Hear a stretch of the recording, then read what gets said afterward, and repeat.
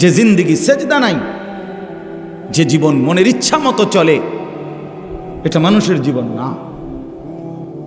না বাপ, আপনার সন্তান মানুষ হয় নাই যে বেনামাজি। সাফ বললাম, এটা অমানুষ, অমানুষ। এটা আপনি মানুষ বানাইতে পারেন নাই, আপনার জিন্দেগি ব্যর্থ। ওই বাবার জীবন ব্যর্থ। মুসলমান হওয়ার পরেও যে তার সন্তানকে নামাজি বানাইতে পারে, ওই মার জিন্দেগি ব্যর্থ। মুসলমান হওয়ার পরেও যে তার মেয়েকে পর্দানশীল বানাইতে পারে নাই, ওই জিন্দেগি ব্যর্থ জিন্দেগি। ঘর করে দিছে, ঘর করে দিছে। আমনে মূল্য ঘর করতে পারল। বহুত ব্যাড হইতে এরকম দুনিয়াতে। ছোটবেলায় বাচ্চার বাপ মরিয়া গেছে, হেইতে বড় হইয়া বিল্ডিং করছে, ঘর করছে, বিয়ে করছে, জমি জামা কিনছে। এটি অসুবিধা নেই, আপনি মরিয়া দেখেন হইতে পারবো? বলেন, এরকম নাই তো? আপনি একেবারে উল্টাই লাইছেন, ঘর করে দিছেন। ঘর করে দিছেন কি আবার? ঘর তো সেও করতে পারত, কিন্তু তার আখেরাত বরবাদ করে দিলেন কেন? তারে আল্লাহ চিনাইলেন না কেন? তারে নামাজে বাধ্য করলেন না কেন? আপনি বলতেছেন শোনে না, শোনে না। তো এখন 16 বছর বয়সে না শোনে না? 7 বছর বয়সের সময় কিটছিলেন, চিরা চাবাইছিলেন? 6 বছর বয়সের সময় কি করছিলেন? চিরা চাবাইছিলেন। তখন কেন তারে নামাজি বানাইলেন না? তখন কেন তারে সাথে করে মসজিদে নিলেন না? আপন সন্তানের সামনে কেমনে বিড়ি খাইলেন? হেইতে কি শিখলো আমনের থেকে? আপন সন্তানের সামনে গালি দেন কেমনে? হ্যাঁ, আপন সন্তানের সামনে বেডির নাচ চান কেমনে টেলিভিশনে বইয়া? হ্যাঁ, আপনি এই নিকৃষ্ট রুচির মানুষ, আমনের ভূত মানুষ হইব কেমনে? কি গাজরের কথা! বিড়ি খাইতে খাইতে বেটা কয় ভূত মানুষ হও, পড়ালেখা করো। হেইতে যদি আব্বা আপনি ইদি হইলেন না,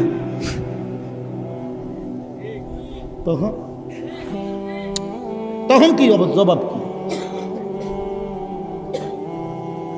আপনি ইদি হইলেন না। এজন্য বাপ আমার, বন্ধু আমার, জিন্দেগির কদর করেন, হায়াতের কদর করেন। প্রতি সেকেন্ড, প্রতি সময়, প্রতি ঘন্টা, প্রতি মিনিট আর আসবে না, আর আসবে। প্রতিটা সেকেন্ড আর আসবে না, আর আসবে না। এই যে 17ই অক্টোবর 2024 রোজ বৃহস্পতিবার, ঠিক এই শিরোনাম পৃথিবীতে আর কোনোদিন হবে না। হবে আগামী বছর 17ই অক্টোবর আসবে, সেটা তো 2025 সাল। আগামী সপ্তাহে বৃহস্পতিবার হবে, কিন্তু সেটা তো 17 তারিখ না, 24 তারিখ। কথা বলেন, তাহলে 17ই অক্টোবর 2024 রোজ বৃহস্পতিবার আর কোনোদিন হবে? আর কোনোদিন হবে? কোনো ঘন্টা আর ফিরে আসে না, কোনো মিনিট, সেকেন্ড, মুহূর্ত আর ফিরে আসে। যা চলে যায় তা চলেই যায়। ইমাম শাফিঈ রাহমাতুল্লাহ আলাইহি একজন জগৎ বিখ্যাত মুজতাহিদ ইমাম ছিলেন। 4 মাযহাবের একজন ইমাম, হানাফি, শাফিঈ, মালিকি, হাম্বলি। এই শাফিঈ, উনি বলেন আমার সারা জিন্দেগি আমি আউলিয়া, বুজুর্গ, ওলামা, আল্লাহর প্রিয় বান্দাদের কাছে আসা যাওয়ার বরকতে, জগৎ বিখ্যাত আলেম, উনি বলেন আমি 2টা কথা শিখছি শুধু সারা জীবনে। কি শিখলাম? 1 নাম্বার শিখছি আল ওয়াক্তু সাইফুন ইন লাম তাকতাহু কাতাআকা। আমি প্রথম কথা শিখছি যে সময় হলো তরবারির মতো, তুমি যদি তাকে না কাটো সে তোমারে কেটে ফেলবে। তুমি যদি না ভাগ করো, আমি আধা ঘন্টা বিশ্রাম করব, 10 মিনিট নাস্তা করব, জোহরের নামাজ আমার 1টা 30-এ, আমি 12টা 50-এর ভিতরে আমার কাজ শেষ করব, 1টা 10-এর ভিতরে গোসল করে নামাজের জন্য রেডি হয়ে যাব। হ্যাঁ, আসরের নামাজ আমার 4টা 15-তে, আমার এই 3টা 50-এর ভিতরে উঠে যাইতে হবে, অজু করে নামাজে যাইতে হবে। এভাবে সব কাজ যদি তুমি কাইটা সময়ের মধ্যে ভাগ না করো, সময় তোমারে কাটতে কাটতে তোমার উপর দিয়ে চলে যায়। আপনারা যখন রাত্রেবেলা, আমি অনেক সময় এটা খেয়াল করি, রাত্রেবেলা নীরবে যখন আমরা ঘুমাই, লাইট বন্ধ হয়ে যায়, তখন ওই দেওয়াল গড়ির কাঁটা খেয়াল করেন যে সেকেন্ডের কাঁটা এটা যে ঘুরে, এটা কট কাট কাট কাট কাট কাট করে, মানে ছোট্ট ছোট একটা আওয়াজ করতে করতে এটা ঘুরে। তা আমার সব সময় এটার আওয়াজটা মনেই হয় যে এটা যেন আমারে কাটতে কাটতে চলে যাচ্ছে। তো আমি যদি সময়কে কাজে না লাগাই, আমি যদি সময়কে ভাগ না করি ইবাদতের জন্য, আখিরাতের জন্য, দুনিয়ার জন্য, ব্যবসাও করবেন, নামাজও পড়বেন, বাজারও করবেন, জামাতও ধরবেন, আপনি মিলাইয়া নিবেন, আপনি ভাগ করে নিবেন, সাজায়া নিবেন। হযরত বলেন ইমাম শাফিঈ, নাই তো সময় তোমারে কেটে কেটে চলে যাবে। 10টা বাজে ঘুমাইছেন, উঠে দেখবেন 6 ঘন্টা চলে গেছে। 12টা বাজে ঘুমাইছেন, উঠে দেখবেন 3 ঘন্টা চলে গেছে। আপনার জন্য একটি সেকেন্ড সময় দাঁড়াবে না। দাঁড়াবে কি বাপ? দাঁড়াবে না। কাজে লাগাইলেও চলে যাবে সময়, কাজে না লাগাইলেও সময় চলে যাবে। রাত শেষ হয়ে যাবে, আজকের রাত শেষ হবেই, বাসর রাতও শেষ হবে, জেলখানার রাতও শেষ হবে, আর আসবে না সময়। আর 2 নাম্বার হলো, হযরত বলেন ইমাম শাফিঈ রাহমাতুল্লাহ আলাইহি, আমি দ্বিতীয় কথা শিখছি, নফসুকা ইন শাগালতাহা বিল হক ওয়া ইল্লা শাগালাতকা বিল বাতিল। মনের চাহিদাকে যদি তুমি জোর কইরা নেক কাজে, হকের কাজে জোর কইরা যদি না লাগাও, তাইলে নফস, মনের চাহিদা তোমারে সারাক্ষণ গুনাহ আর নাফরমানির কাজে লাগায় রাখবে। তুমি ছাইরা দাও শুধু যে আমি আল্লাহর মাধন মানি না, রাসূলের কথা মানি না, কোরআনের কথা মানি না, ইসলামের কথা মানি না, কে কি বলছে এগুলো আমার দরকার নাই, আমার মনে যা চায় তাই করব। হযরত বলেন এই তুমি যদি মনের চাহিদাকে ছেড়ে দাও, তাহলে সে তোমার 24 ঘন্টা আল্লাহর নাফরমানির মধ্যে লাগায় রাখবে। এই যে মোবাইল টিপতে আছে রাতের 3টা বাজে, মোবাইলে টিপে, বুঝেন নাই? রাতেরও শেষ নাই, দিনেরও শেষ নাই, চলছে মোবাইল, চলছে নাচ গান, নর্তকী, ছবি, জিনা, ব্যভিচার, উলঙ্গ দৃশ্য, খালাস, জিন্দেগি শেষ, জিন্দেগি শেষ। হাঁটতে হাঁটতে মোবাইল টিপতেছে, পেশাব করতে আছে মোবাইল টিপতে আছে, বাথরুমের ভিতরে মোবাইল টিপতে আছে। মোবাইল তারে এমনে খাইছে যে এটার ভিতরে তার জিন্দেগি দিয়ে দিছে। হায় হায় মুসলমান, মুসলমানের নওজোয়ান, কোন যুবক তর তাজা নওজোয়ান এত ফালতু হয় না। তারে যুবক বলে না বেটা, যার জীবনে কোনো কর্মের উদ্দীপনা নাই, মেহনতের জজবা নাই, ফিকির নাই, দেশ গড়া, মানুষ গড়া, জাতি গড়া, ইসলাম রক্ষা করা, ইমানের জন্য জান কোরবানি করা, এমন হিম্মত যার মধ্যে নাই, ওইটা কোনো যুবকে না, এটা বুড়া, এটা অলস, অকর্মণ্য, অপদার্থ ছাড়ার কিচ্ছু না বেটা। 24 ঘন্টা শুধু তোর বেডি ছাড়া, নারী ছাড়া, নর্তকী ছাড়া, জিনা ব্যভিচার ছাড়া, উলঙ্গ দৃশ্য দেখা ছাড়া রাত কাটে না, দিন কাটে না। তুই একটা পচা গন্ধা মরা লাশ ছাড়া আর কিচ্ছু না বেটা। এটা ফালতু লোক বেটা, ফালতু লোক বেটা, এটা একটা বাজে লোক বেটা, অপদার্থ ছেলে তুই বেটা, অকর্মণ্য জিন্দিগি বুঝি আল্লাহ তাআলা এই শরীর, স্বাস্থ্য, যৌবন, শরীরের এই সৌন্দর্য আল্লাহ বুঝি দিছে হুদায় বেডি সাউনের লেগে। এটা বুঝি কথা হইল মিয়া? সারাদিন মোবাইল টিপবো, চুলিডারে বারবার ফিরাবে আর বন্ধুদের সাথে আড্ডা দিবি। এটা কিতা? এটা তো মানুষ না, এটা প্লাস্টিক। এ তো ফালতু লোক। যে জিন্দিগি মেহনত করে না, যে জীবন কর্ম করে না, যে জীবন ফিকির করে না, সেটা আবার কিসের জীবন? কেন আল্লাহ দিল দিলেন? কেন আল্লাহ চোখ দিলেন? কেন আল্লাহ কান দিলেন? কেন আল্লাহ শরীরের মধ্যে সক্ষমতা দিলেন? এই জন্য ভাইয়া আমার, বন্ধু আমার, সবাই মিলে আমরা ভাবা দরকার। চাচারা আপনাদেরকেও বলি, শেষ হায়াত আল্লাহ তাআলা চা দোকানের জন্য দেয় নাই। আপনার শেষ বয়স সারাদিন বইয়া বইয়া ফান খাওয়ানোর লেগে দেয় নাই। শেষ হায়াত আল্লাহ তাআলা বইয়া বইয়া বিড়ি খাওয়ানোর লেগে দেয় নাই। আপনি চা দোকানে বসে বসে বিড়ি খাবেন আর রঙিন টেলিভিশনে নর্তকীর ছবি দেখবেন, খোদার কসম, কবরের প্রথম ঘন্টাতে আপনি টের পাবেন আল্লাহর আযাব কত ভয়ঙ্কর। আপনি টের পাবেন। হ্যাঁ হ্যাঁ, আমরা তো মস্কারি মনে করেন না। সুপারিশ এটা মামুর বাড়ি না, হাউজে কাউসারের পানি এটি দোকানের পানির বোতল না, এইটা পানির বোতল না, বহুত দামি নিয়ামত। হ্যাঁ, হাউজে কাউসারের পানি এই পানির বোতল নাকি? তো আপনি এটা আপনি কইলেই তো দিয়ে লাগব। এইটাও তো এমনি দেয় না, এটাও তো কিনুন লাগে 15 টাকা দিয়ে। আর হাউজে কাউসারের এই দামি পানি রাসূলুল্লাহ সাল্লাল্লাহু আলাইহি সাল্লাম এমনি এমনি দিয়ে দিবে। আপনি বিড়ি খাইতে খাইতে হাউজে কাউসারের পানি খাই নেবেন। বাহ বাহ বাহ বাহ বাহ, ঘটনা কি তা? এটা এত সস্তা হয়ে গেল?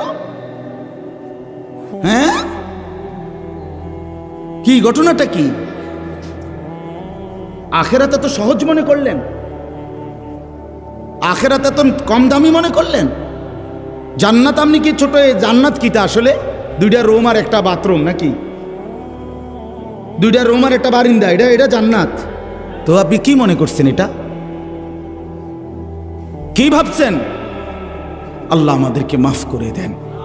এই জন্য চলেন, আমিও ভাবি, আপনিও ভাবেন, বয়স্ক বাবারাও ভাবেন, নওজোয়ান ছেলে তোমরাও ভাবো। আরেকবার ইনসাফের সাথে ভাবো ভাইয়া, জিন্দিগির আপাদ মস্তক, রাতের কি খবর, দিনের কি খবর, সকালের কি খবর, বিকালের খবর।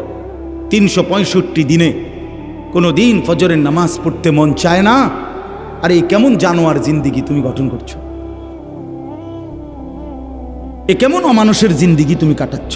মুসলমানের ঘরে তুমি কেমনে ঘুমাও? তোমার মতো দুশ্মন কেমনে ঘুমাও? 5 ওয়াক্ত নামাজ, 1 ওয়াক্ত নামাজ পড়তে চায় না, এ কেমন জিন্দিগি? মুসলমান 30 বছর কেমনে মিশা কথা কয়? 30 বছর একজন মুসলমান টানা কেমনে সুদ খায়? প্রতিদিন একজন মুসলমান ব্যবসায়ী ওজনে কেমনে কম দেয়? কি মুসলমান? একজন মুসলমানের ঘরে প্রত্যেক দিন কিভাবে টেলিভিশনে নাচ গান, উলঙ্গ ছবি, নাটক, সিনেমা প্রতিদিন চলবে, এটা মুসলমান? কোনোদিন মনে পড়বে না এটা গুনাহ? কথা বলেন না আমার, আপনার কি কোনোদিন মনে পড়তো না এটা কি? প্রতিদিন আপনার বিবি বাচ্চা, নাতি নাতনি এরা ডেইলি টেলিভিশন চায়, প্রত্যেক দিন নাচ গান দেখে। আপনার চোখের মধ্যে একটু ভাঁজও নাই, আপনার কপালটার মধ্যে একটু টেনশনও নাই, আপনার চোখে এক ফোঁটা পানিও নাই। আহা, আমার বাচ্চার কি হবে, আমার বিবির কি হবে, আমার সন্তানের কি হবে? আপনাদেরকে শুনাই বাফ, এক সাহাবী ছিলেন ওয়াসিলা ইবনুল আসকা, আমরা নিজে কিতাবে পড়ছি ওয়াসিলা এই সাহাবীর নাম। এই সাহাবী একদিন ওনার ছেলে, উনি মিশরে থাকতেন, ওনার ছেলে রোমে, মানে আজকের ইটালি, এই রোমের খ্রিস্টান বাহিনীর বিরুদ্ধে সাহাবী নবীজির ইন্তেকালের পরে সাহাবীর ছেলে যুদ্ধে গেছে কাফেরদের বিরুদ্ধে। যুদ্ধে খ্রিস্টান বাহিনী এই সাহাবীর ছেলেকে বন্দী করছে, বন্দী কইরা অন্ধকার কারাগারে আটকায় রাখছে।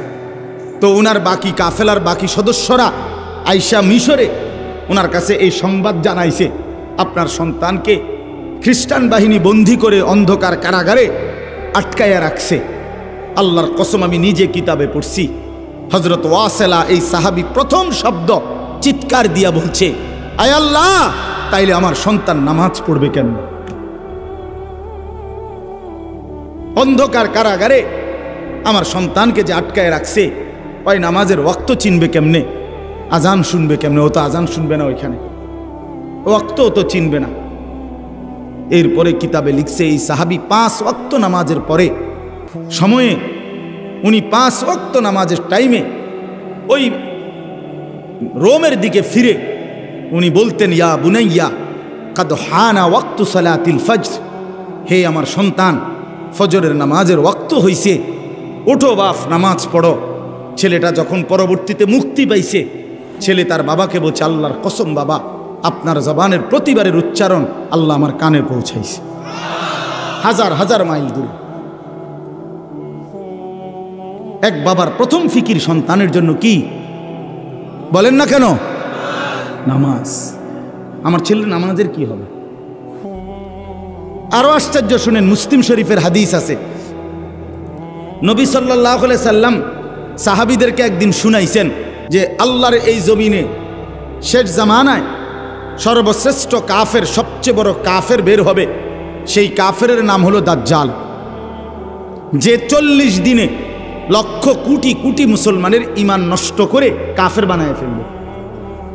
নাউযুবিল্লাহ। তো নবীজি বলছে সেই 40 দিন যে থাকবে দাজ্জাল পৃথিবীতে, এই 40 দিনের প্রথম দিন হবে 1 বছরের সমান। ইয়াউমুন কাসানাতিন, একদিন হবে প্রথম দিন 1 বছরের সমান, দ্বিতীয় দিন 1 মাসের সমান, তৃতীয় দিন 1 সপ্তাহের সমান, আর চতুর্থ দিন থেকে বাকি দিনগুলো 24 ঘন্টা, স্বাভাবিক এখনকার হিসাব। তাহলে প্রথম দিন কতটুকু? 1 বছর। আচ্ছা, এটা আমনের সামনে বলার পর আমি হইলে কি বলতাম? আরে খাইছে রে, কি তো 1 বছর কেমনে হইব? এত লম্বা টাইম হইব, দিন হইব কদ্দূর, রাত হইব কদ্দূর, হ্যাঁ সকাল থাকবো তাহলে কতক্ষণ? মনে করেন এই জাতীয় নানা রং সঙ্গের কথা আমরা বললাম হইলে এটার উপরে। কিন্তু আল্লাহ রসুল সাল্লাল্লাহু আলাইহি সাল্লাম এটা বলার পর খেয়াল করেন, সাহাবায়ে কেরাম শুনছে, যারা ওনাদের সামনে নবীজি বলছেন, সাহাবায়ে কেরাম প্রথম প্রশ্ন করছে নবীকে এই কথা শুনা যে ইয়া রাসূলুল্লাহ, এই দাজ্জাল বের হলে একদিন যে 1 বছরের সমান হবে, আমাদের প্রশ্ন হলো সেই দিন আমরা কি 1 বছরের নামাজ পড়বো নাকি 1 দিনের নামাজ পড়ব? বুঝছেন ফিকির কথা আমার? বুঝছেন মানে ওনাদের চিন্তাটা প্রথম কিসের? নামাজ কি হবে আগে, এইটা কর, নামাজ পড়বো কেমনে? সুবহানাল্লাহ। এই হলো সাহাবায়ে কেরাম। আল্লাহ নবী সাল্লাল্লাহু আলাইহি সাল্লাম বলেন, তোমরা তখন 1 বছরের নামাজ হিসাব করে আদায় করবে, 1 দিনের নামাজ না।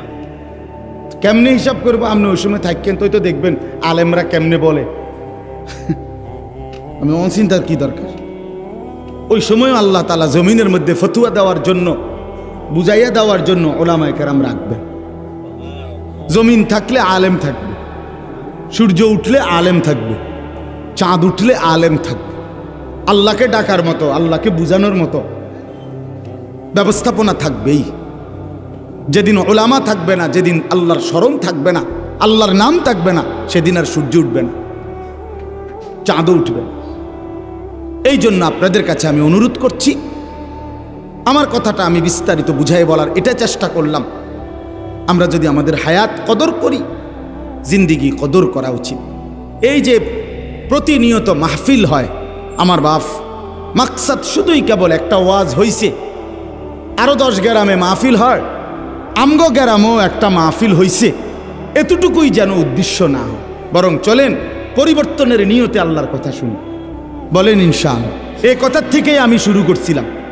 অর্থাৎ কি শুনতে হয়? আন্তরিকতা নিয়ে শুনতে হয়, মনোযোগ দিয়ে শুনতে হয়, তাহলে আল্লাহ পরিবর্তন নসিব করে। ওই বুটও খাইলেন, ওয়াজও শুনলেন, বাদামও খাইলেন, ওয়াজও শুনলেন, বইয়া মোবাইলও টিপলেন, ওয়াজও শুনলেন, বসে বসে জুড়াইলেন, ওয়াজও শুনলেন, বন্ধু বান্ধবের সাথে ফাঁকে ফাঁকে কথাও বললেন, আবার ওয়াজও শুনলেন। নতিজা আরজালের তাবে হয়। নিয়ম হইল ফলাফল নিকৃষ্টতার অনুগামী হয়। এটা আরবি ভাষার একটা কায়দা, মানে ভালো এবং মন্দ উভয়ের মিশ্রণে মন্দের প্রভাব পড়ে। কিসের প্রভাব পড়ে? এটারে কয় আরজাল। আরজাল মানে নিকৃষ্ট জিনিস। মনে করেন একটা টাঙ্কিতে, গাজী টাঙ্কি 500 লিটারের, এইটার ভিতরে মোটর দিয়া পানি পুরাইছে, পুরাইতে গিয়া মোটরের থেকে যে পানি পড়তেছে পাইপ দিয়ে, এটা খুব ফোর্সে পড়ছে, অনেক পানি, তাইলে পবিত্র পানি, কিন্তু সাথে এই ফাঁকে দিয়া একটা অন্য পাইপ দিয়া 1 ফোঁটা 2 ফোঁটা 4 ফোঁটা করিয়া করিয়া ফুটতে ফুটতে এখানে কয়টা ফেসাবের ফোঁটাও পড়ছে। তো ফেসাবের ফোঁটা পড়ছে নয়তো 30 ফোঁটা, আর বাকি পুরাটাই পবিত্র পানি, মানে মোটরের পানি। এখন এই দুইটা মিললা ফলাফল কি? এই নতিজা কিসের আসছে? মানে ফলাফল আসছে কোনটার? নিকৃষ্টটার, নিকৃষ্টটা। এই জন্য নতিজা আরজালের তাবে হয়, নতিজা আরজালের তাবে হয়, অর্থাৎ ফলাফল নিকৃষ্টতার অনুগামী হয়। এই জন্য বন্ধু আমার, এটা জরুরি। আপনি আপনি মনোযোগ দেবেন না, আবার আল্লাহর কথা শুনবেন, এই মনোযোগ ছাড়াটাই থাকবে, আর কিছু বুঝতেন না। ওই মোবাইল টিফাটাই বুঝছেন, ওই বুটটাই পাবেন, বাদামখানাটাই হলো, আপনার বন্ধুর সাথে কথা বলাটাই হইল, আল্লাহর কথা শোনা হলো। উত্তমটা আসবে না, অনুত্তমটা আসবে, ফলাফল। এজন্য আমি কথাটা লম্বা করে বললাম, এজন্য আমার একটা উদ্দেশ্য আছে।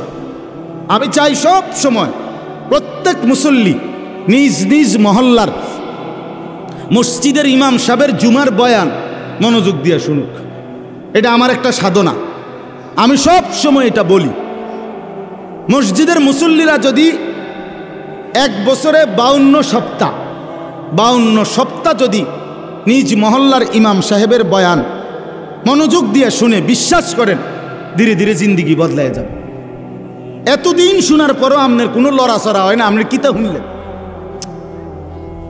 52 সপ্তাহ বছরে, এবার 30 বছর ধরে আপনি জুমার নামাজ পড়েন, তো 30-52তে কতগুলো সপ্তাহ, কতগুলো নসিহত শুনলেন। ওমা আপনি অনবিরিয়ে গান, আপনি কিতা ওয়াজ শুনেন, আপনি বইয়ে বইয়ে সাদওয়ানে গপ মারেন। এখনো আপনি আগ করলে গালির লগে মাটির তলে সাপ উঠতে দেয়, এমন নিকৃষ্ট গালি দেয়। মধ্যে তো আপনি কি ওয়াজ শুনেন, কার কথা শুনেন, কারে কয় কে শুনে, আপনি দি কোনো লড়াছড়া নাই, পরিবর্তন নাই। কথা বোঝেন নাই আমার কথা? তো ছিল কি হবে, পরিবর্তন হবে। একদিনে বলি না, আপনারে বলি না যে আজকে রাতের ভিতরে আপনি আব্দুল কাদের জিলানি হইতেই বলে একদম টাঙ্গাই এলাম, এটা কি এমন কিছু? বলেন না, আপনারা এটা বলছি তো? একদিনে কি জুনায়েদ বাগদাদি হওয়া সম্ভব?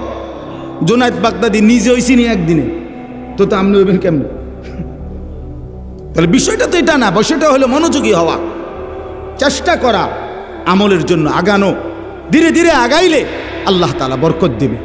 আল্লাহ আমাদেরকে তৌফিক দান করেন, আল্লাহ আমাদেরকে কবুল করে নেন, আল্লাহ তাআলা আমাদেরকে ফিকির দান করেন। অনেক যুবক বসছো ভাইয়া, আল্লাহ তাআলা সমস্ত নওজওয়ানকে আল্লাহর দ্বীনের জন্য, নামাজের জন্য, ঈমানের জন্য আল্লাহ কবুল করে নেন, আমিন। আমি যে আয়াত আমি পড়ছি, এই আয়াতটার এবার বাকিটুকু সময় সংক্ষিপ্ত কয়েকটা কথা বলতে চাই। আগে একটা কথা বোঝেন মনোযোগ দিয়ে। এখন সবাই মনোযোগ দিছেন তো? বুট টুট নাই তো কারো লাগে? সাবধান, বুট খাওয়া কোনো নিষেধ না। আপনি মাহফিলের মুনাজাতের পরে সাথে সাথে তো আর প্যান্ডেল খুলতো না, আপনি এরপরে 1 ঘন্টা বুট খাইয়েন বই, আমার কোনো অসুবিধা নেই। আপনি 14 গোষ্ঠীর বুট সব আপনি খাইয়েন, কিন্তু এখন মনোযোগী হন, ঠিক কিনা বলেন না কেন?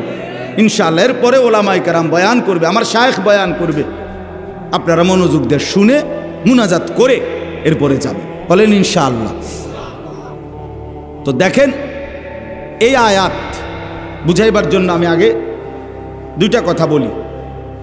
1 নাম্বার হলো, কোরআনুল কারীমের একটা বৈশিষ্ট্য হলো, কোরআনুল কারীমের কোনো জায়গায় একটি বিষয় প্রথমত সংক্ষিপ্ত আলোচনা হয়, আবার ওই বিষয়টাই অন্যত্র বিস্তারিত আলোচনা হয়। এটা কোরআনের একটা বৈশিষ্ট্য। আল্লাহ তাআলা এক জায়গায় সংক্ষেপে বলছেন, আরেক জায়গায় ওই কথাটাই ব্যাখ্যা করে দিয়েছেন। এজন্য কোরআনের ব্যাখ্যা কখনো কখনো কোরআনের অন্য আয়াত দ্বারা করা হয়। তাফসীরুল কোরআন বিল কোরআন, এটা হলো প্রথম কোরআনের তাফসীর। কোরআনের প্রথম তাফসীর করা হয় যে কোরআন দ্বারাই কোরআনের কি হয়, তাফসীর হয়। মানে একদিকে সংক্ষেপে, তো এইটাই আরেক দিকে বিস্তারিত আলোচনা আছে। তো কোরআনুল কারীমের মধ্যে সূরা ফাতিহা আমরা সবার মুখস্থ। আলহামদুলিল্লাহ সূরা পারেন না এমন ভাগ্যবান কে? হাত উঠানছে, আমাদের কিন্তু ছবি উঠাইতাম। কথা বলেন না কেন? আলহামদুলিল্লাহি রাব্বিল আলামিন, এই সূরা আমরা আলহামদুলিল্লাহ সবাই পারি না? পারি। আচ্ছা, এই সূরাটা আমরা এইভাবে পারি কেন? সবাই পারি কেন? আমরা এত বেশিবার পড়ি কেন? আল্লাহ তাআলা সেই ফজরের নামাজ থেকে নিয়ে আসা পর্যন্ত ফরজেও, সুন্নতেও, নফলের মধ্যেও, ওয়াজিবের মধ্যেও, এছাড়াও যত নামাজ, তাহাজ্জুদ, আউয়াবিন, ইশরাক, চাশ, সমস্ত নামাজের মধ্যে আল্লাহ তাআলা সূরা ফাতিহাকে এভাবে প্রত্যেক রাকাতে অংশগ্রহণ অন্তর্ভুক্ত করাইলেন কেন? কারণ হলো কথাটা খেয়াল করেন। এক মানুষের জীবনে, এই যে আমরা মানুষ, আমাদের জীবনের সবচেয়ে বেশি প্রয়োজন কি? সবচেয়ে বেশি প্রয়োজন হলো ভাতের থালা, নাকি? জি না, সবচেয়ে বেশি প্রয়োজন মানুষের হলো হেদায়েত। কি বলেন? বলেন। অর্থাৎ আমি আমার মন মতো চলবো না, আমারে আল্লাহ তাআলা যেন একটি সুনির্দিষ্ট পথ, দিক নির্দেশনা দেখাইয়া দেয়, আমি সেই পথে, সেই নির্দেশনা মেনে আমি চলবো, বিনিময়ে জান্নাতি হব। এইটা যদি মিলে যায়, আচ্ছা আপনারা আরো সহজে বুঝবেন। ইদানিংকালে বর্তমান জামানায় মানুষ যখন নতুন কোনো জায়গায় আপনার যায়, তখন ওই বলে ওরে যার জায়গা যাইতেছি লোকেশন পাঠান, তখন ওই বড় মোবাইলের মধ্যে কি পাঠায়? লোকেশন পাঠায়, রাস্তার লোকেশন দেয়, দিলে ওইটা এনে সেট করে দিলে, এবার এইটা ড্রাইভার তার এই যে স্টিয়ারিং চালায় যেটা, এটা সামনে যদি রাখে, ওই লোকেশনটা একদম ও এইটাই ডান বাম বলতে বলতে একবার ওই ঘরের সামনে নিয়ে দাঁড় করাই দিবে। এই যে এখনকার নতুন সিস্টেমে।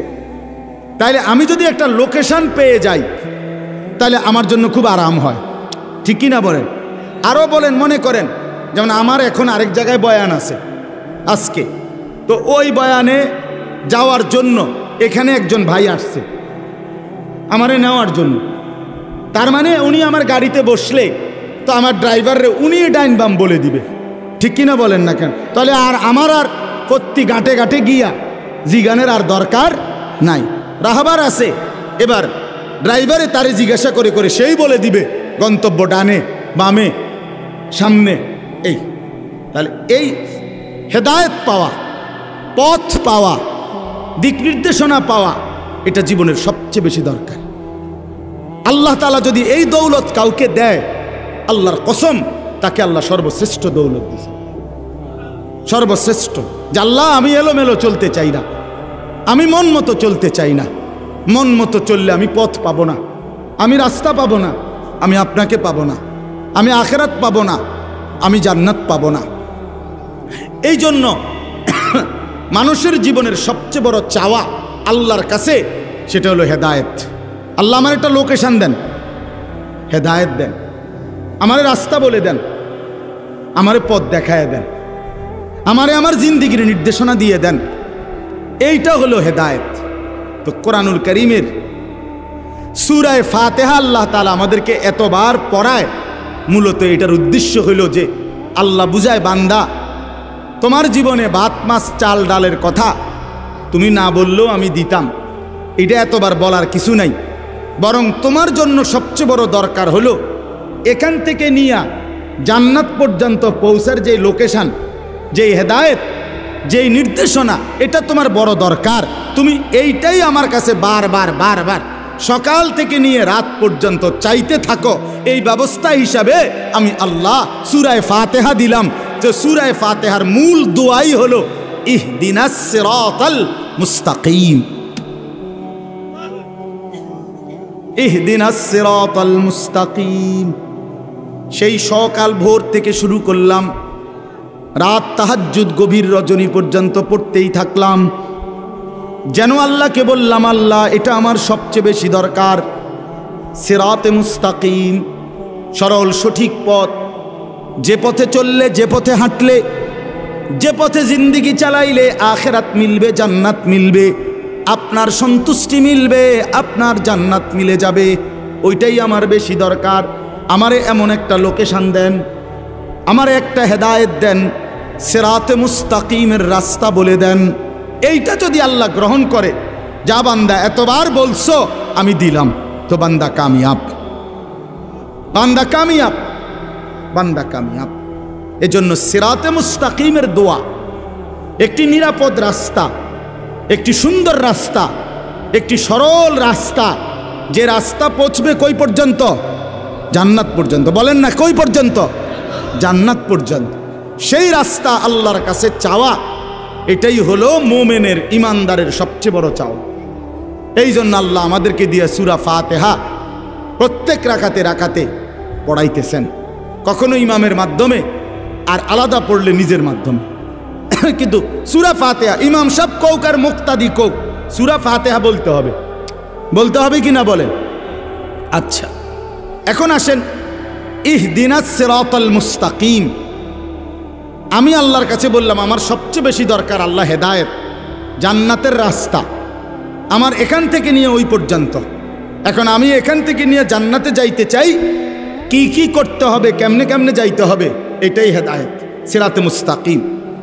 এখন মনে করেন এই দোয়াটা আল্লাহ কবুল করলো, করে আপনারে কোরআন শরীফের একটা বাংলা তরজমা অনুবাদ, বুখারী শরীফ, মুসলিম শরীফ, তিরমিজি শরীফ, নাসাই শরীফ, আবু দাউদ শরীফ, ইবনে মাজাহ, মানে 6টি বিশুদ্ধ হাদিসের কিতাব, এগুলোর বাংলা অনুবাদ, বাংলা তরজমা আপনার কাছে কিন্না আমি আপনার জন্য আইনা এই 6টি হাদিসের কিতাব আর কোরআন শরীফের বাংলা তরজমা আপনার হাতে তুলে দিলাম, দিয়া বললাম ভাই এটির ভিতরেই হেদায়েত আছে, আমনে খুঁজালাম, আমনেটা আমনে বুঝ করে নেন, দেখবেন আমনের 14 বছর 18 বছর গেছে গা, 20 বছর আপনি কোনো আগামাতা পাইতেন না। আপনি নিজে নিজে খুঁজা সবটা আপনি মিলাইতে পারতেন না, তো তাইলে আমার সিরাতে মুস্তাকিম মিলবে কিভাবে, আমার জান্নাতের রাস্তা কিভাবে মিলবে?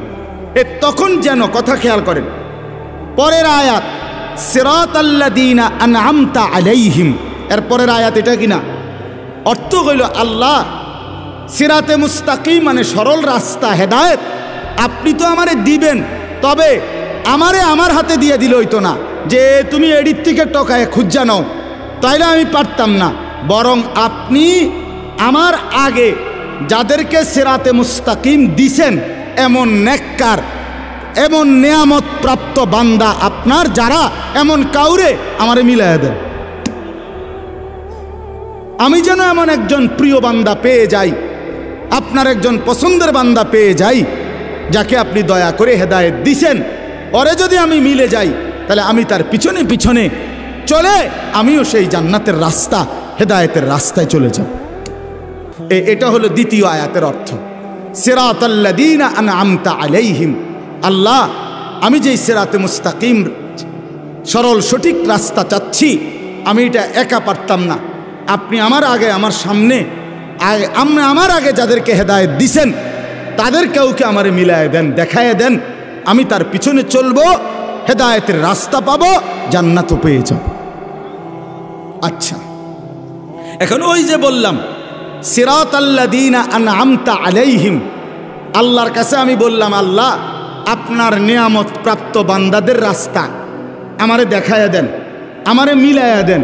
তো এই আয়াতে আইসা আল্লাহ তাআলা এই সূরা নিসার 69 নম্বর আয়াতে আল্লাহ তাআলা পরিষ্কার বলে দিছেন, শুনো আমার নিয়ামত প্রাপ্ত বান্দা হলো 4 শ্রেণী।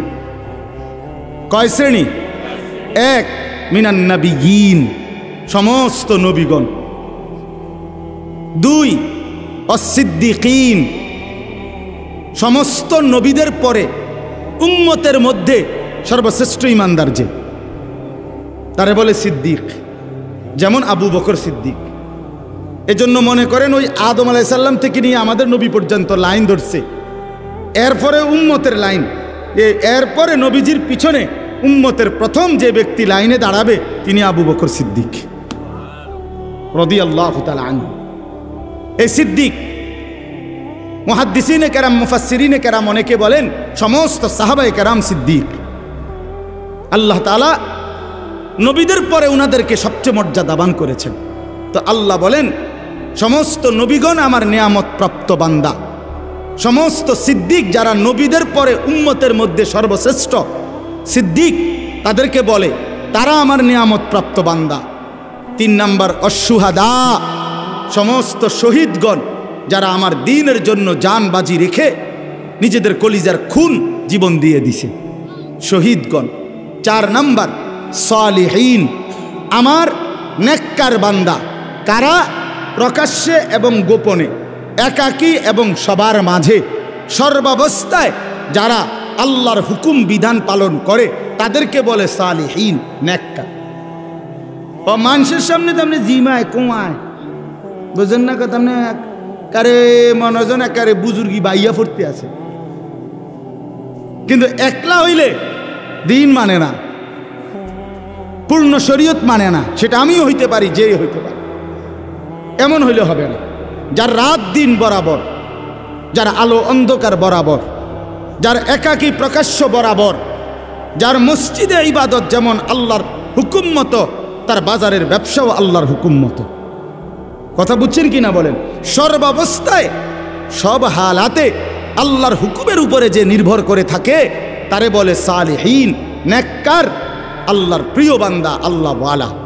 তো আল্লাহ বলেন নবীগণ আমার নিয়ামত প্রাপ্ত, সিদ্দিকগণ আমার নিয়ামত প্রাপ্ত, শহীদগণ আমার নিয়ামত প্রাপ্ত, সালেহীন আমার নিয়ামত প্রাপ্ত। এবার বান্দা তোমরা যদি জান্নাতের রাস্তা চাও, সিরাতে মুস্তাকিমের রাস্তা চাও, এই আয়াতে আমি ব্যাখ্যা করে বলে দিলাম, নবীদের রাস্তা ধরো, সিদ্দিকের আবু বকর সিদ্দিকের রাস্তা ধরো, শহীদদের রাস্তা ধরো, আমার নেককার বান্দাদের রাস্তা ধরো, তাইলে হেদায়েতও পেয়ে যাবে, জান্নাতও পেয়ে যাবে। তাইলে অতএব ওয়া হাসুনা উলাইকা রাফিকা, আল্লাহ বলে তারাই বন্ধু হিসেবে উত্তম। এবার ছেলেরা তোমাদেরকে বলি, বাবারা আপনাদেরকেও বলি, যেই কোনো মানুষের একটি সৃষ্টিগত অভ্যাস হইল মানুষ একাকী থাকে না। মানুষ কারো না কারো সাথে বন্ধুত্ব করে, মানুষ কারো না কারো সাথে সম্পর্ক করে, মানুষ কারো না কারো সাথে চলে।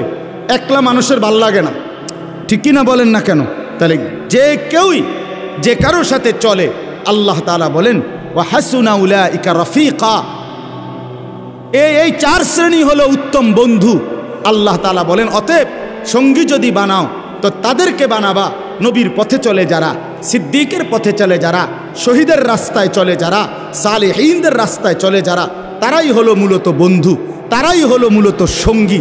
এজন্য যেই কোনো যুবক, বৃদ্ধ, নারী, পুরুষ, সে চলাফেরা, বন্ধুত্ব, অন্তরঙ্গতা, উঠা বসা আল্লাহর কসম করতে হবে তার সাথে, যার সাথে চললে ফিরলে আল্লাহর কথা মনে হয়, আখিরাতের কথা মনে হয়, নাজাতের কথা মনে হয়, জাহান্নামের ভয় আসে, জান্নাতের ফিকির আসে। হ্যাঁ, এটা হলো মূল গুরুত্বপূর্ণ বিষয়। সোহবত জরুরি, সাহচর্য নেককারের জরুরি। সাহচর্য যে যার সংস্পর্শে আসে এটা আসর করে। আপনাদের কাছে অনুরোধ করলাম, এই একটা তাফসিরের এক অংশ বললাম। আল্লাহ তাআলা বলেন আমাইনুতাইল্লাহ ওয়ার রাসূল ফাউলাইকা মাআল্লাযীনা আনআমাল্লাহু আলাইহিম। এটার আরেকটা ব্যাখ্যা আমি বলতেছি, বাকি একটা বললাম যে ব্যক্তি সিরাতে মুস্তাকিম চায়, জান্নাতের রাস্তা চায়, তাকে নবীদের রাস্তায় চলতে হবে, সিদ্দিকের রাস্তায় চলতে হবে, শহীদদের রাস্তায় চলতে হবে, সালেহীন আল্লাহর নেক বান্দাদের রাস্তায় চলতে হবে। অতএব ছেলেরা, বাবারা, বিশেষ করে নওজোয়ান, আল্লাহর দোহাই তোমরা এমন বন্ধু বানাইও না যে বন্ধু তোমারে একবারও আল্লাহর কথা বলে না।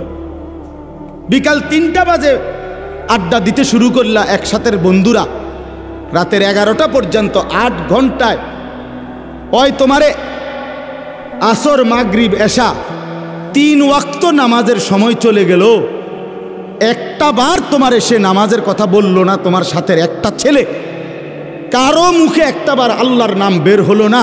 আল্লাহর কসম, এরা বন্ধু না, এরা সরাসরি শয়তান, শয়তান, শয়তান। এগুলা এটা বন্ধু না, এটা শয়তান, ইবলিস। তুমি ইবলিস চিনো না? এই যে তোমার লগে আছে যে হইতে ইবলিস, ওইতে ইবলিস। তুমি শয়তান দেখছো না? এইতে শয়তান। এই যে তোমার উলঙ্গ ছবি দেখায়, যে তোমার নর্তকী দেখায়, তোমার মোবাইলের এমবি শেষ, এবার তার মোবাইল দিয়ে তোমার নারী দেখাইতেছে। হ্যাঁ, নারীর সন্ধান, মদের সন্ধান, জুয়ার সন্ধান, অসভ্যতার সন্ধান যে বলে দেয়, ওই বন্ধু না, ওই শয়তান। আজকে লক্ষ লক্ষ মুসলমানের যুবক বরবাদ হয়ে গেছে এই অসৎ বন্ধুর খপ্পরে পড়ে। সমবয়সী বন্ধু, এই দুষ্ট, এই শয়তান ভালো ঘরের ছেলে মেয়েটাকে নষ্ট করে দিছে। বাবাও ভালো ছিল, মাও ভালো ছিল, কিন্তু অসৎ বন্ধুর খপ্পরে পড়ে বেচারা শেষ, চরিত্রহীনের খপ্পরে পড়ে।